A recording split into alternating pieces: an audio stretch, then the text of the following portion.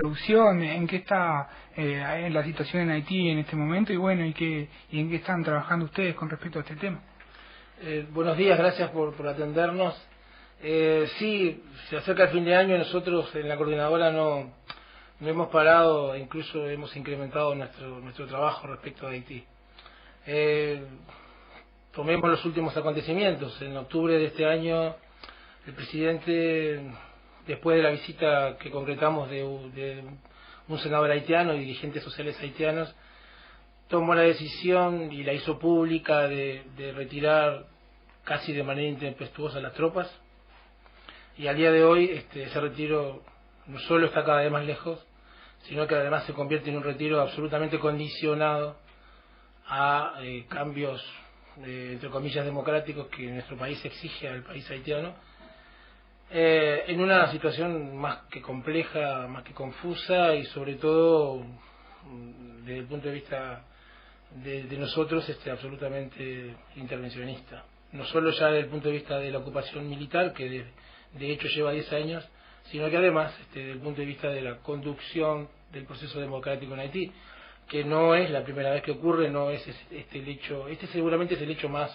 notorio, pero desde que las tropas y los contingentes latinoamericanos llegaron a Haití han estado permanentemente operando sobre el proceso democrático haitiano. De hecho, no solo tenemos involucramiento de personal militar, sino que ha habido intelectuales uruguayos, representantes de la academia, funcionarios públicos trabajando en el proceso democrático de Haití, de hecho trabajando en su última elección que nosotros advertimos en ese momento que era una elección absolutamente fallida, como ellos dicen que es el Estado de Haití, un Estado fallido. Esa elección fue una elección absolutamente digitalizada entre la MINUSTAH y otros países y organismos internacionales. El actual presidente Martelly, un cantante de rap que vive en Estados Unidos y que además tiene su nacionalidad estadounidense, es una de las grandes contradicciones. Era el candidato, al momento de la elección era el quinto candidato, el que quedó en quinto lugar, perdón, en el proceso eleccionario, que terminó por arte y magia de decisores, organismos internacionales, expertos en procesos eleccionarios, de los cuales había compatriotas trabajando ayudando al Consejo Electoral haitiano. Terminó del quinto lugar en el primer lugar, pasando por una segunda vuelta. Pero antes de eso habíanse bajado del proceso eleccionario haitiano 19 candidatos de la oposición, por lo que ya da una muestra de lo que fue quedando el proceso eleccionario haitiano. Pero además de eso, solo pudo votar en esa elección alrededor de entre un 15 y un 20% de la población habilitada para votar, ya que después del terremoto quedaron 1,5 millones de personas sin poder, perdiendo perdieron todo, además de perder todo su entorno físico y muchísimas vidas, perdieron muchísimos de sus papeles, y de esas 1,5 millones de personas que estaban en carpas, por lo menos 1 millón no tenía credencial para votar, nunca se la volvieron a rehabilitar. Además, un importante número de partidos no se presentó, como ocurre ahora, y además el 60% de la población haitiana es campesina y analfabeta.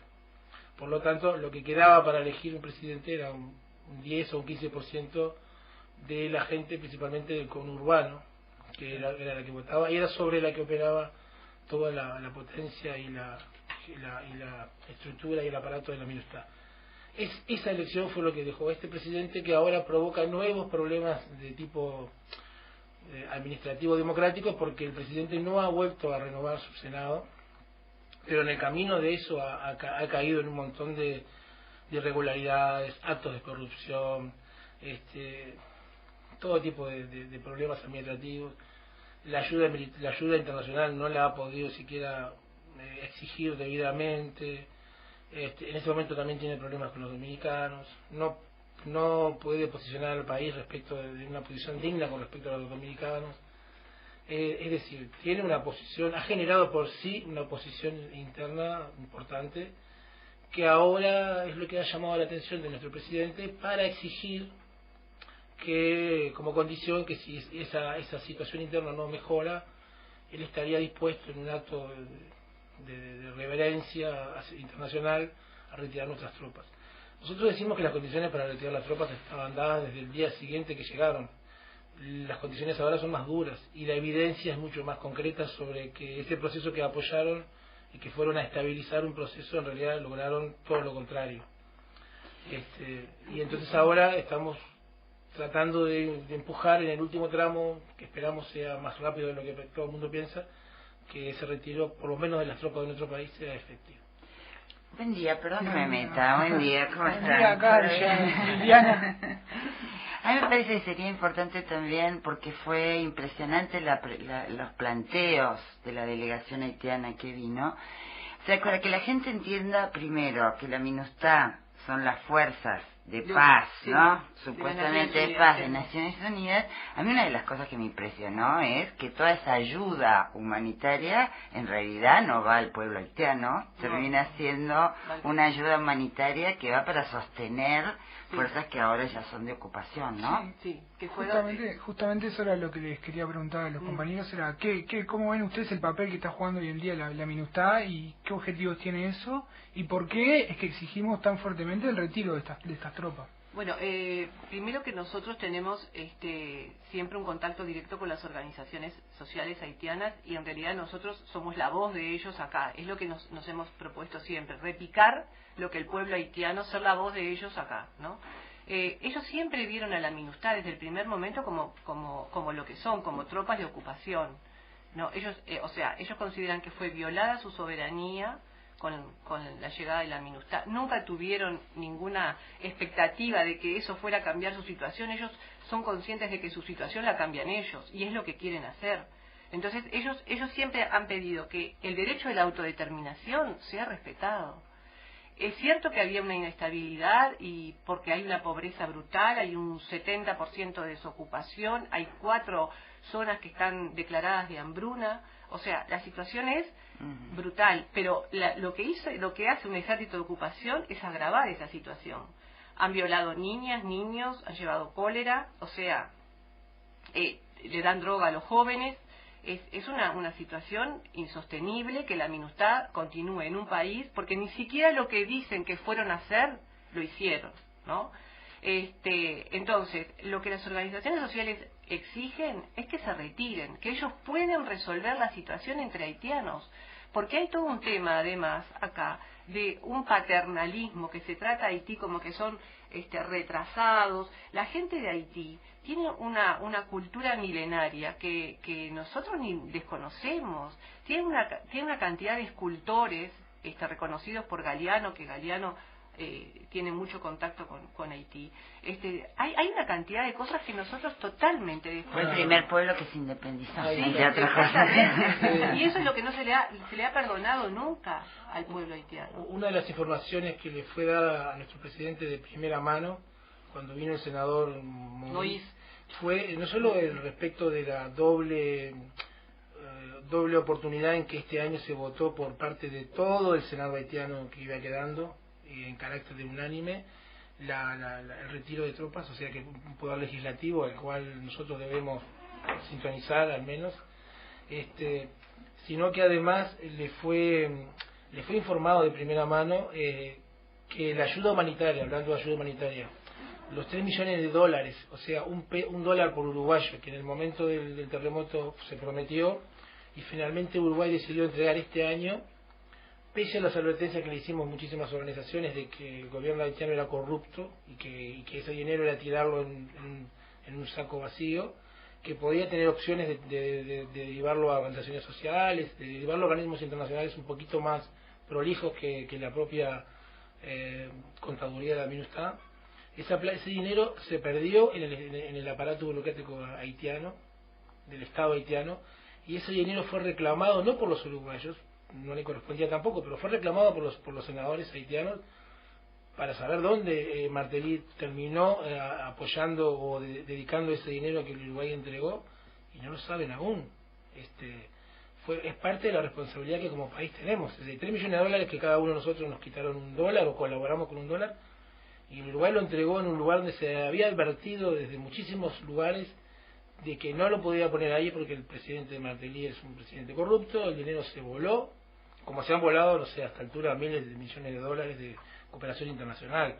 Hemos traído documentos al país donde lo hemos visto en imágenes y en declaraciones propias de ONGs, que una ONG levantaba una basura en una cuadra y la otra ONG lo llevaba para la otra cuadra siguiente, y en eso gastaban miles y miles de millones de dólares.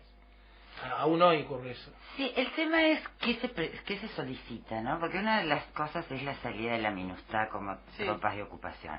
Ahora, es verdad que el pueblo haitiano necesita la solidaridad de nuestros países. Claro, pero... El tema es qué tipo de cooperación están pidiendo y qué tipo de cooperación estamos dando. Bueno, nosotros, o sea, el planteo de ellos es que después que se vaya la MINUSTAH, podemos hablar de cooperación. Ellos lo primero que quieren, la ayuda que necesitan es que saquemos a las tropas. Ellos necesitan poder resolver sus situaciones y tener la independencia y autodeterminación de poder conseguir el gobierno que quiere la mayoría del pueblo haitiano. En estas últimas elecciones, el partido de la Balaz, que es el partido que era de Aristide, que tiene el 60% de aprobación, no pudo participar. Entonces, ¿de qué elecciones estamos hablando? Tal vez ni siquiera sea con la Balaz, pero no importa, eso fue así, fue real. Ellos lo que necesitan es que nos vayamos. Por supuesto que necesitan muchas cosas, pero después se quieren sentar a hablar de cooperación. Quizás una de las cosas que más entrevera esta situación es que no tenemos presente que esta es la cuarta vez en la historia, yo no diría democrática, pero en la historia desde la revolución hasta ahora, que ellos son ocupados por fuerzas internacionales. Han sido ocupados 3 o 4 veces por los Estados Unidos propiamente, y en cada oportunidad ellos se han librado, con el correr de los años, de cada uno de las fuerzas de ocupación, incluido también en la última oportunidad de los dictadores, de sus dictadores propios. Pero en el caso de la MINUSTAH hay un factor además que se suma a esto y que entrevera, es que son fuerzas latinoamericanas. Es decir, es difícil quitarse a un enemigo que además fue considerado un compatriota, un colega, un latinoamericano, un hermano. Es difícil hacer eso porque además implica una acción que quizás no tenga retorno el día que ocurra, una acción física de sacar a las tropas, y eso puede ocurrir, está cada vez siendo más cercano, y entonces se rompería una hermandad latinoamericana que es lo que hace diferente. Ellos incluso dicen que les cambian la ocupación por tropas norteamericanas, que ya la han corrido del país varias veces, pero correr a las manos latinoamericanas es una decisión, un proceso que lleva un poco más de tiempo, pero que también podría ubicar a todo el contexto latinoamericano de países que está ahí ocupando, si esa población que ya está tomando un proceso de concientización de quiénes son los que están ahí, puede cambiar mucho la relación. Y entonces el Haití es un país que influye sobre el Caribe, y el Caribe es un lugar del planeta que además es estratégico. Entonces, por lo tanto, el factor latinoamericano, el factor de hermandad, es un factor que hay que considerar. Yo creo que nos están pidiendo desde hace varios años que nos retiremos, que retiremos a nuestros compatriotas de manera gentil o por lo menos honrosa, y no esperar a que ocurran otras situaciones. Nosotros estamos presentando la carta ahora y queremos decirles que bueno, que estamos juntando firmas porque la carta que se le va a mandar a Mujica también se va a presentar a otros países y en otros presidentes latinoamericanos. Se va a hacer en Argentina, en Brasil, en Chile, en Francia también, pidiendo el retiro de las tropas que ahí existen. Y nosotros queremos dar un correo que tenemos en donde todos pueden entrar, dejar su dirección de correo, nosotros les enviamos la carta porque la firman organizaciones, pero también personalidades o gente o individual, a forma colectiva, cualquier ciudadano lo puede hacer. El correo es fueratropas-de-haití@dinet.com.uy. Bueno, perfecto, estamos en contacto entonces. Bueno, muchas gracias. Así que le agradecemos a los compañeros y bueno, no sé si van a estar haciendo alguna actividad o algún... Sí, el año, como les decía, va a cerrar con mucha movida. En estos días se está entrando al Parlamento, de hecho ya entró, no sabemos exactamente qué día se va a producir la votación, pero entró la nueva ley que incluye esta idea del presidente de retirarse. Es una ley que todos los años es votada automáticamente y renueva automáticamente el periodo de permanencia de las tropas. Este año la ley incluye un artículo que la posibilidad completamente dice que hasta abril del año 2014 hasta ese periodo Uruguay reduce un 33% sus efectivos, que es algo que debió haber cumplido hace por lo menos un año, que lo va a cumplir ahora en abril. En esto de me voy, de una tribuna y ya está. Pero hay otro capítulo que dice que a partir de ese momento, si el proceso democrático haitiano no toma su rumbo o el rumbo que el presidente pretende, retirarían, se dan el derecho de retirar las tropas de una acción única y unilateral. Lo que nosotros estamos considerando es que para los tiempos que marca ese decreto es imposible que Martelly pueda organizar elecciones debidamente coherentes en el plazo que más o menos marca el artículo. A abril seguro no van a llegar. Lo más rápido que puedo organizar una elección es en mayo o mitad de año para adelante, y bueno, no sabemos el presidente qué evaluará, si a ese tiempo se habrán cumplido sus condiciones, y eso depende aún de que el espectro de posibilidades de elegir de la población haitiana esta vez sea mejor que en meses anteriores. Sabemos aún que en este momento sabemos que, por ejemplo, si hubiera elecciones mañana, no se presentaría casi nadie, porque no son elecciones que ellos consideran en condiciones legítimas, por lo que la condición que puso Mujica para que se retiraran las tropas permanece aún, y va a permanecer por lo menos unos varios meses más si los haitianos, si Martelly no logra recomponer su relación con la oposición haitiana, por lo que la decisión del presidente está para cumplir en cualquier momento, solamente que ahora puso unos periodos, digamos, previos, unos condiciones previas para el retiro final, pero nosotros lo que estamos haciendo es invitando a toda la ciudadanía que ayude, a que nos acompañe en esto de forzar de una vez por todas la decisión. Los tiempos no van a dar, el clima en Haití no va a mejorar. Martelly no parece que tuviera intenciones de escuchar y de atender los pedidos de Mujica y de otros presidentes. Es decir, incluso los Estados Unidos están muy interesados en que Martelly haga un traspaso ordenado de su presidencia, de su administración, y él parece hacer oído sordo a todo eso, por lo que va a provocar otra vez una crisis internacional que Uruguay deberá ver qué hace. Por lo que más vale arrear banderas y volver rápidamente. Bueno, muchas gracias, gracias compañero. a ustedes, sí. Y bueno, cualquier actividad que quieran difundir o algo, la radio siempre está a disposición. Así Muchas gracias. Muchas gracias. Hasta luego. Bueno, nos vamos a una pequeña pausa musical y esperamos con Liliana para seguir. Bueno, no tengo derecho a tratarte tan mal, y son esas cosas que no quiero ver, que no quiero ver.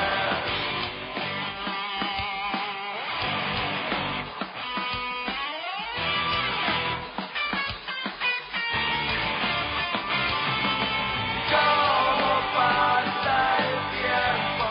No puedo retroceder. Ya no sé bien lo que siento, o es que no quiero volver. Bueno, estamos con Liliana acá, así que vamos a seguir con el programa luego que se fueron los compañeros por el retiro de las tropas de Haití. Bien, si les parece hoy, a mí me parece que estaría bueno abordar lo que ha sido la aprobación de la Ley de Regulación de la Marihuana en esta semana por el Senado, no para entrar en detalle en la ley, sino algo que se ha posteado mucho en Facebook y que muchos sentimos así, como que los mensajes más progresistas que este gobierno ha tenido en el último tiempo tiene que ver con avanzar en legislación de demandas que han sido levantadas por los movimientos sociales. La nueva agenda de derechos que se llama. Exactamente, esa nueva agenda de derechos que se va nucleando claramente. Si uno veía en Facebook que era lo que uno tenía que cliquear. Sí. La ley de regulación de la interrupción voluntaria del embarazo, matrimonio igualitario y marihuana.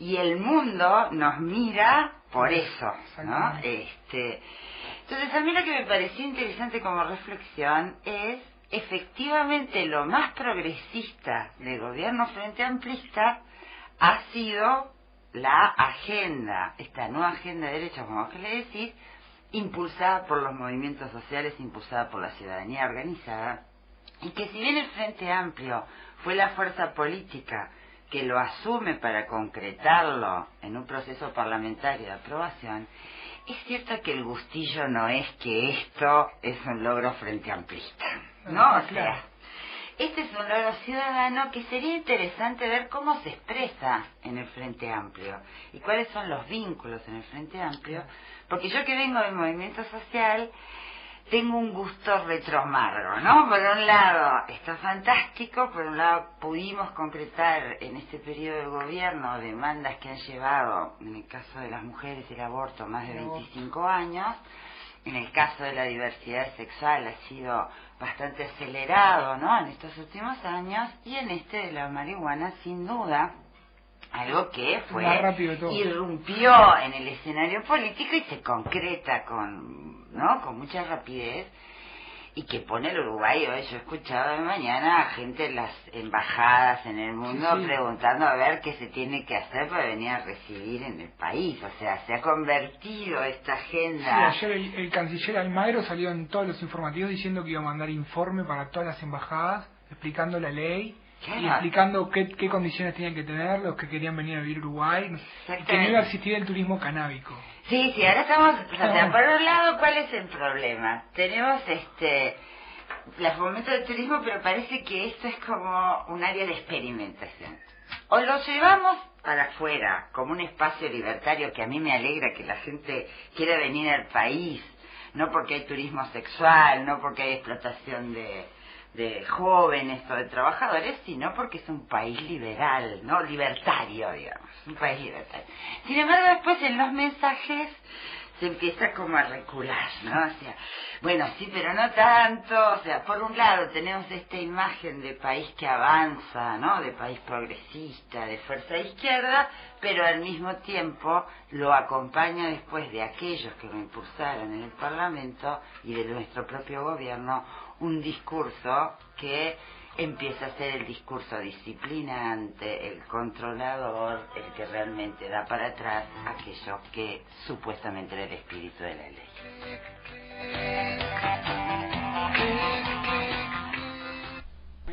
Bueno, acá estamos en Mete un Cambio con Liliana, estábamos hablando y tuvimos que ir a la pausa, así que bueno, ahora seguimos. Sí, estábamos hablando un poco en este espacio de reflexionar, ¿no?, en este proceso electoral al cual vamos, ¿no?, y que en junio tiene un primer hito, ¿no?, para definir los candidatos presidenciales de cada partido político para ir hacia las elecciones nacionales de octubre. Bueno, de alguna manera aprovechar estos espacios y estas épocas para reflexionar hacia dónde vamos, dónde estamos y hacia dónde queremos ir y cómo, ¿no? Y en ese sentido, de alguna forma, a mí me parece importante a esta altura del partido decir qué ha sido la diferencia en tener gobiernos de izquierda, ¿no?, 2 periodos de gobierno de izquierda a nivel nacional y el quinto a nivel departamental. Es justamente decir qué ha sido la diferencia entre ser gobernados por izquierda en relación a lo que han sido los gobiernos anteriores, y realmente si estamos en la potencialidad de aquello que podemos hacer o nos vamos achanchando un poquito y de alguna forma tenemos problemas en diferenciar lo que es el debate político partidario de lo que es la evaluación de los gobiernos, más allá que sea por la misma fuerza política. En ese sentido no vamos a hacer la evaluación del gobierno en este día de hoy, porque me parece bien importante que la fuerza política reflexione un poco más si todos los sectores del Frente Amplio hasta ahora, más estructurados como son sus partidos, han francamente, honestamente, asumido la agenda de los movimientos sociales como propia, o si de alguna forma la han cooptado para vaciarla de contenido. Porque esto solo se podrá saber en los hechos, ¿no? Claro. Cuando las cosas se pongan en práctica. Pero en términos de calidad de los proyectos y de las leyes que hemos ido cambiando y que nos están dando tanto prestigio internacional, cuando uno empieza a ver los contenidos de la ley, aquello que se anuncia como hecho no es en los hechos lo que ha sido probado. Las leyes tienen un dejo amargo para los movimientos sociales, porque en la incorporación de modificaciones en el debate parlamentario, aquello que tenía una intencionalidad de reconocimiento de libertades, de protección de derechos, de promoción de las autonomías, de establecer claramente cuál es la responsabilidad del Estado para garantizar libertades individuales en igualdad de condiciones, nos damos cuenta que lo que prima en el espíritu final de esas leyes es un espíritu sanitarista, de control, de disciplinamiento, que no es por el lo cual espíritu por el cual se peleó por la ley. El caso más claro creo que es la ley del aborto, ¿no? Claro, la ley del aborto es la paradigmática en esto de que podía haberse hecho algo que estuviera a la altura de un proceso de 25 años con debate democrático, con participación ciudadana, etcétera, etcétera, y se opta por hacer algo que es no permitir que las mujeres se mueran. Punto. Cosa que no está mal. Sí, obviamente. Es un gran avance. Obviamente que eso no está mal, pero no es lo único de lo que reivindicábamos que había que preocuparse. Y sin embargo queda el aborto como delito y todo el tutelaje del sistema no médico, del control profesional a la decisión de las mujeres. Sí, todas las penurias que tiene que pasar la mujer a la hora de decidir si quiere o no abortar. En el caso del matrimonio igualitario, bueno, lo que hay es que lo que era un derecho para unos enamorado de alguien de su mismo sexo, cosa que está muy bien, pero tampoco se profundizó en el debate de la institución matrimonio como una de las instituciones que en realidad también es una fuente de relaciones asimétricas de poder y que por lo tanto muchas veces al interno de nuestras familias tenemos situaciones de violación de derechos porque están pensadas como estructuras verticales, autoritarias, donde el paterfamilia, ¿no?, es la voz de la autoridad en la familia, y después todo lo demás son relaciones de dependencia. Eso ha cambiado, pero en el fondo los indicadores de violencia intrafamiliar dan cuenta que en ese campo no tenemos la vida solucionada. Otra que ha sido una ley importante, que es la de cambio de sexo registral para personas trans, que también está fantástica porque realmente le otorga a estas personas que se viven distinto al sexo con el que nacieron y tienen otra identidad, pero tenían una cédula de identidad que decía otra cosa. También es una ley muy tutelante.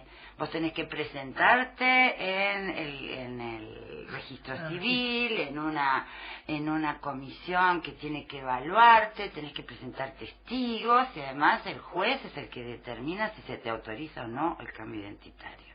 Claro. Y ahora en la de la marihuana, a mí realmente esto del registro de consumidores a mí me parece absolutamente demencial.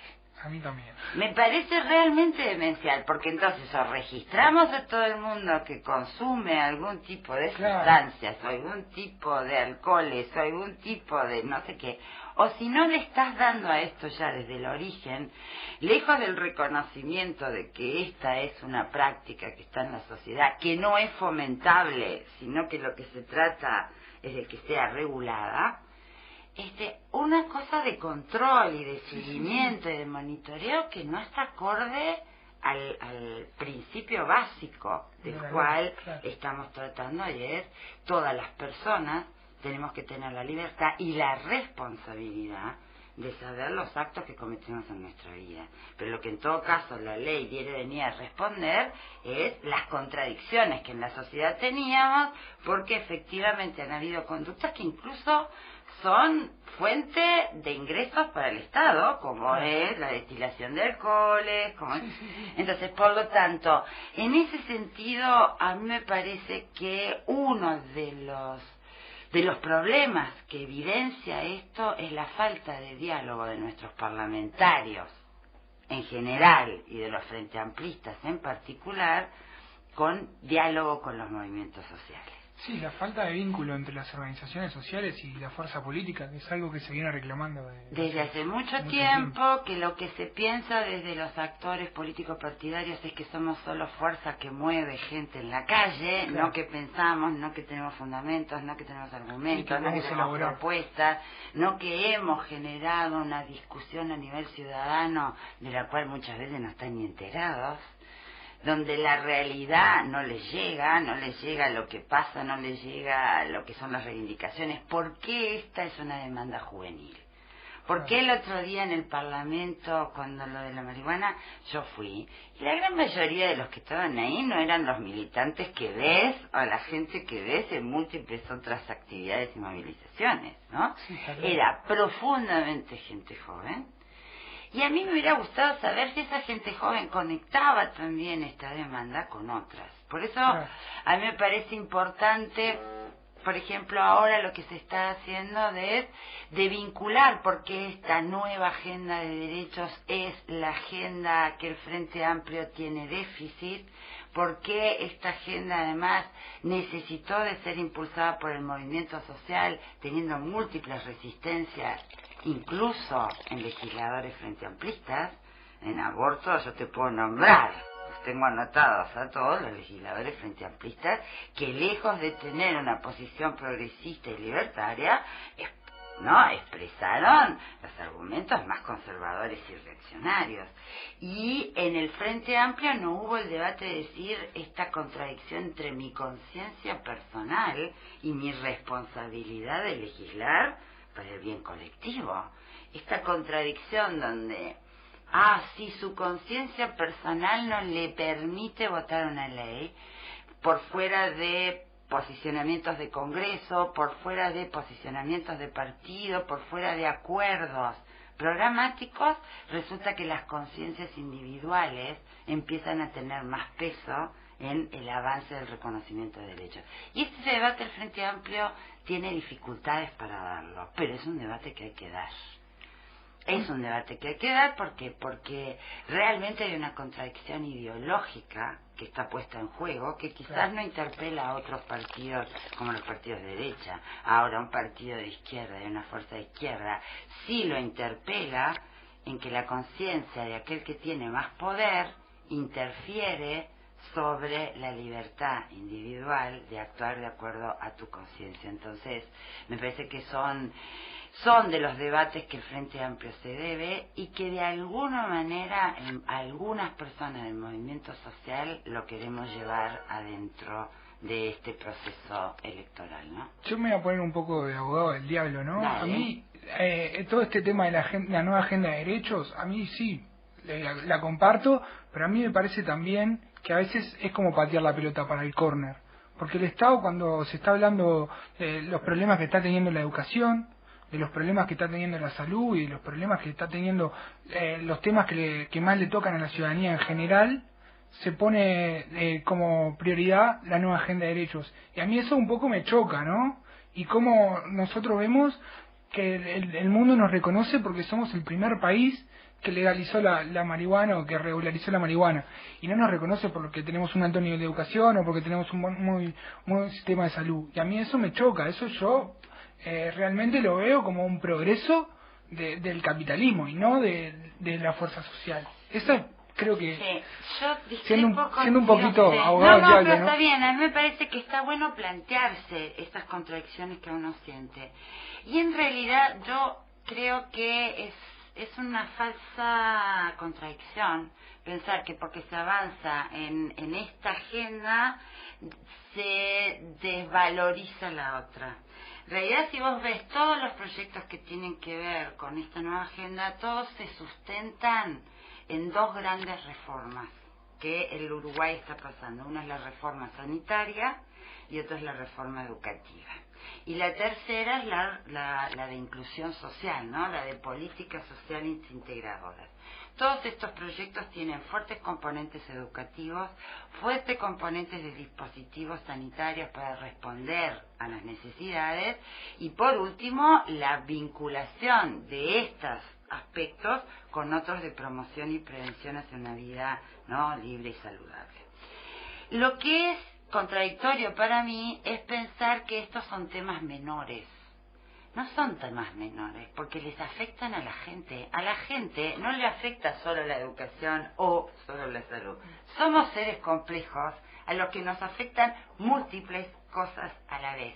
Y cuando vos analizás la realidad sobre quién es la gente más impactada por determinados tipos de problemáticas, te vas a dar cuenta que lo que vuelve a cortar es un corte de desigualdades profundas que tienen que ver con pobreza, marginación, dominación, opresión, ¿no? Por distintas razones. Claro. Entonces, si no vinculamos y pensamos que somos fantásticos tomando solo los hitos, ¿no?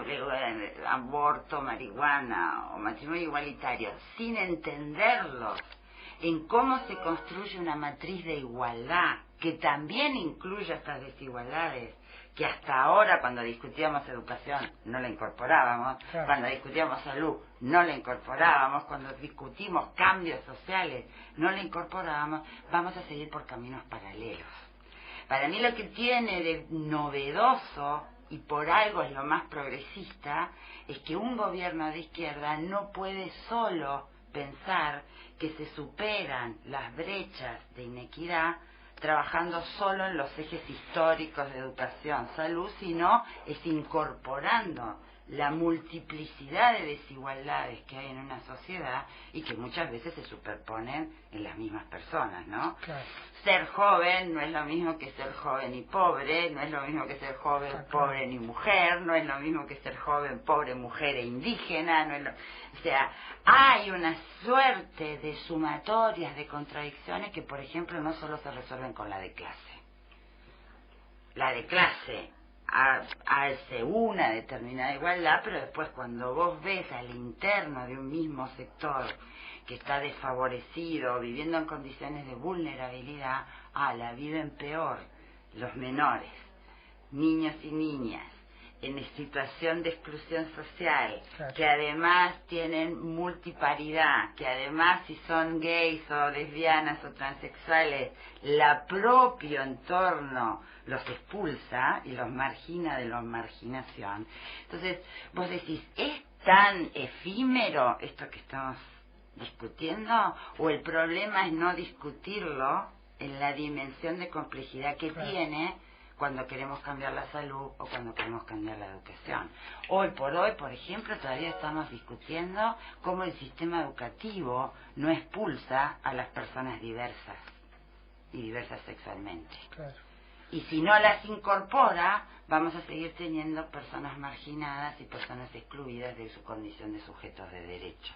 Entonces, a mí me parece que es mucho más interesante pensar todo esto en enclave derechos humanos, claro. Y la complejidad de lo que significa el compromiso de entender que cada persona es un sujeto de derechos y que las condiciones y los gobiernos y los estados le violentan su condición de sujeto de derechos, se la respeta, ¿no? Y en eso tenemos deudas con las mujeres, tenemos deudas con la población afrodescendiente, tenemos deudas con las personas con discapacidades diversas, tenemos deudas con las personas con VIH, tenemos deudas y las deudas, ¿no? La larga lista, de alguna forma, lo que uno siente es que empieza a ser una lista que alguien escucha y trata de hacer cambios, ¿no? Yo creo que va en la misma línea que vos decías. Si de verdad esta nueva agenda de derechos, todos los sectores del Frente Amplio la están tomando como propia o la están usando para vaciarla de contenido. Ese es un Porque problema. lo que tú decías es muy cierto. Yo creo que estos temas se deben discutir en el marco de un proyecto de educación, por ejemplo, y cómo incluimos la educación sexual y reproductiva, que hoy en día es una discusión que está bastante quieta. Tenemos, porque desde el 2008 tenemos el programa de educación sexual con cada subsistema, lo está implementando, pero es a un ritmo, con cero recursos, con una cosa tan tibia que no está a la altura después del rol que le damos a la educación para promover cambios y para informar y para educar en este terreno. Con una vez por semana de un docente que te hable 45 minutos de algo vinculado a la sexualidad, no hacemos patria. Está claro. no hacemos patria. Y esto, por lo tanto, y sí sabemos que la dimensión de la sexualidad y de cómo acompañamos la maduración, ¿no?, de la vida sexual de las personas es uno de los déficits importantes. Les enseñamos cómo comer, nutrirse, hacer ejercicio, aprender matemáticas, ejercicio, historia, geografía, etcétera, etcétera. Pero cómo entender lo que le pasa a tu cuerpo en los distintos cambios al momento de cada etapa de tu vida, donde la sexualidad es parte tuya, no es algo que se ejerce o no se ejerce si te casas o no te casas, solo con tu marido, sin tu marido, para tener hijos. No, somos seres sexuados. Y eso casi como que lo erradicamos desde que las personas nacen, ¿no? Sabemos que es neno varón y después lo que tratamos es de los vestimos acordes, le regalamos más o menos acordes que están de juguetes que están previstos, pero no nos ponemos a pensar de qué manera la educación no ha ayudado, por ejemplo, a entender que ser diferentes no significa ser desiguales. Claro. ¿Sí? Que porque sea distinto nadie tiene por qué violentar mis derechos, que tenemos que aprender a trabajar en la diversidad de gente con la cual nos interrelacionamos, que la educación tiene que ser una educación que desarrolle capacidades críticas, pero además le estamos diciendo que prevenga sobre el consumo de la marihuana, que además prevenga para no el VIH, que además prevenga para no el embarazo no deseado, nunca para lo placentero de la vida, que siempre lo placentero en general, como dice el dicho, o engorda, o te emborracha, o te embaraza, ¿no? Entonces, por lo tanto, a veces, sin duda, tenemos que, en esta dimensión, que es muy cotidiana a las personas, la vida cotidiana tiene el impacto real de la política. No es el que se discute en el texto abstracto de la ley en el Parlamento. Lo que tenemos que aprender a relacionar mucho más es que el texto que se aprueba en el Parlamento después tiene consecuencias en la vida concreta de las personas. Esa línea se ha perdido en el ejercicio de la política formal, porque muy pocos parlamentarios y lamentablemente muy pocos políticos saben lo que le pasa a la gente real. ¿No? Termina siendo un mundo endógamo donde lo que empiezan a perder para qué están negociando. ¿Qué importa de una coma o de un texto o de reconocer esto como delito o no delito, de cambiarlo, o poner barreras para el acceso a un servicio? No puede convertirse en una discusión abstracta de parlamentarios que muchas veces es muy mezquina, porque termina siendo yo te doy este párrafo, pero vos me tenés que aprobar el otro que tiene que ver con el presupuesto, y eso todos sabemos que es parte de la negociación política. Lo que falta es saber que cambiar una palabra, cambiar un concepto o cambiar una coma tiene consecuencias después en la vida concreta y real y cotidiana de las personas. Lo mismo sucede con la gestión de la política pública. Yo no me enojo con los malos gestores de este gobierno porque no me guste la persona que está dirigiéndolo. Me enojo porque no son conscientes que lo que no han hecho o que lo han hecho mal tiene concreta repercusión en la vida de hoy, no la de mañana, la de hoy de las personas. Claro. No es lo mismo tener un buen servicio de salud que no tenerlo. No es lo mismo tener un buen docente en el aula y trabajar en condiciones adecuadas que trabajar como que se trabaja y con docentes. Con todo mi respeto, hay excelentes, pero hay otros donde los propios gremios tendrían que llamarlos a conductas éticas, porque tenemos docentes pésimos, a los cuales el acto educativo no les importa nada. Y no son conscientes de lo que significa para esa clase de jóvenes o de niños el haber perdido un año con malos docentes. Claro. Podemos tener otra cantidad de conflictos y que me parece importante, pero cuando un docente es consciente de que su acto educativo es malo, lo primero que tienes que hacer es cambiar. ¿Por qué? Porque la responsabilidad de tu acción incorrecta no la pagás vos. La pagan otros que dependen de las condiciones que vos le estás dando para que se desarrollen como personas libres.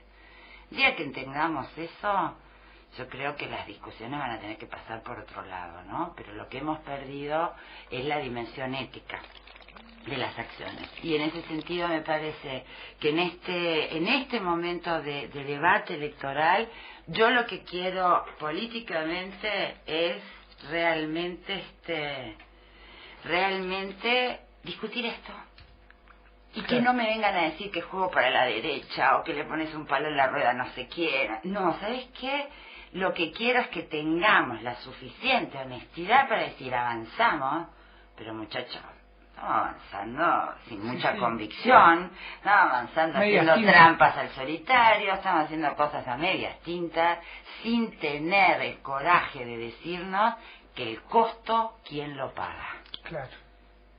Y para eso es necesario que usemos los espacios políticos de las campañas electorales. Yo no quiero soportar una campaña donde prendas la televisión y veas 27.500 millones de jingles y de campañas tontas a ver de cuál impacta más con el color, la música o el mensaje del presidente. Quiero debates, quiero reflexiones, quiero que la gente rinda cuentas. ¿Qué hiciste? ¿Y por qué no hiciste lo que dijiste que ibas a hacer?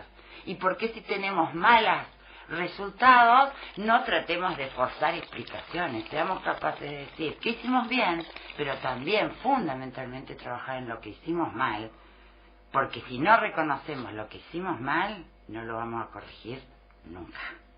Y de lo que se trata es avanzar sobre las dificultades, avanzar sobre los vacíos, porque si no nunca vamos a terminar de superar las brechas que en este país todavía, más allá de que para afuera seamos fantásticos, y lo somos además en relación a las condiciones de vida de otros países, sin duda, pero no nos quedemos con el exitismo fácil. Exactamente. Avanzamos, ojalá que esto sirva para estimular procesos similares en otros países, pero acá para ser fantásticos todavía nos falta mucho. Bastante.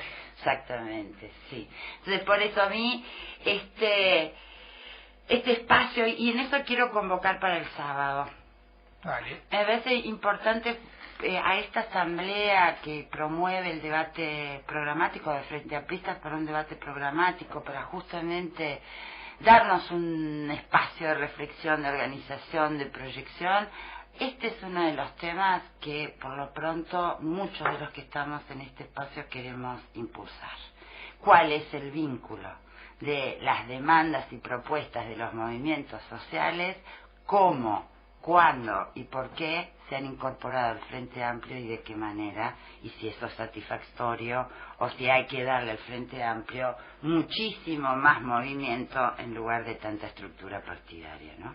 Sí, está claro que ese va a ser uno de los grandes debates que vamos a tener este sábado, que va a ser a las 9 de la mañana en el local central del FA, ahí en Colonia y Germán Barbato, exactamente. Así que bueno, invitamos a toda la audiencia. Sí, pueden entrar a la página, ¿no?, de debate programático Frente Amplista, y están los 16 puntos. Las condiciones es acordar con esos 16 puntos para ir, porque esa es la base desde la cual, ¿no?, nos juntamos, y la intención es ver qué tipo de campaña electoral vamos a querer como Frente Amplistas y qué participación y cuota parte de responsabilidad vamos a tener para generarla, ¿no? Entonces, a mí me parece que es un espacio... Otra de las cuestiones que siempre preocupan estos temas es por qué se dice que este es un tema de la juventud y solamente se le da bola a la juventud con estos temas. Sí, y no hay otro reclamo. Porque yo creo que los jóvenes, y yo como joven, tenemos otro reclamo, Obvio. que queremos tener una vivienda, queremos tener una salud digna, queremos tener una educación digna, pero ahí no se nos escucha. Y cuando decimos queremos fumar marihuana, sí, ahí somos los primeros que se nos escucha y salimos en todos lados. Sí. ¿Por qué? Que la fuerza política siempre escucha a los jóvenes en estos temas y no en los reclamos más inmediatos. Totalmente, sí. Por eso somos varios los que decimos. Yo tampoco quiero que escuchen a las mujeres solo por no hablamos de aborto, porque en realidad nuestra plataforma de demanda es mucho más amplia y extensa. Entonces, por lo tanto, el sábado es una buena oportunidad para transversalizar ¿no? El aporte de los distintos grupos y problemáticas en la propuesta académica. Bueno, agradecemos a Liliani, se nos está terminando el tiempo, así que bueno, le decimos a la audiencia que mañana nos pueden seguir escuchando y de lunes a viernes de 10 a 11. Muy bien, chao. No quiero quedarme sentado, no quiero volver a tu lado. Así pasó Andares. Presentó Ancar.